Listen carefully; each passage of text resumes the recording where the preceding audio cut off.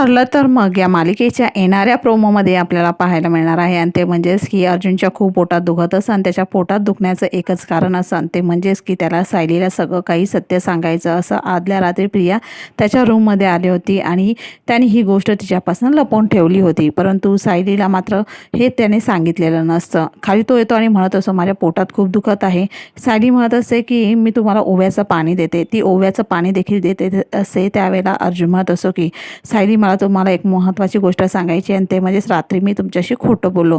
येथे रात्री प्रिया आली होती, परंतु मी तिला कसं घालू हे समजत नव्हतं आणि म्हणून बाथरूममध्ये मी तिला लपवून ठेवलं होतं.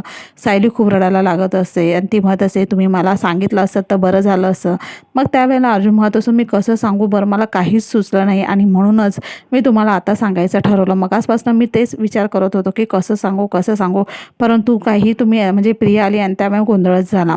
मग सायली रडत असते आणि नंतर ती म्हणत असते तुम्ही मला विश्वासात घ्यायला पाहिजे होतं, तुम्ही तर माझ्याशी खोटं बोलत, आता तुम्ही ह्या प्रियामुळे माझ्याशी खोटं देखील बोलायला लागला आहात.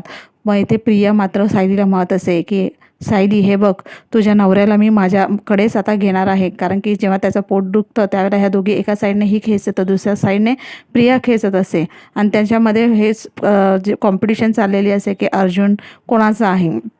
मग इथे प्रिया डायरेक्ट सायलीला म्हणत असे की तुझ्या नवऱ्याला मी माझं करणार म्हणजे करणारच. सायली म्हणत असे की तुला तो अधिकार कोणीही दिलेला नाही आहे, तुझा हा गैरसमज आहे.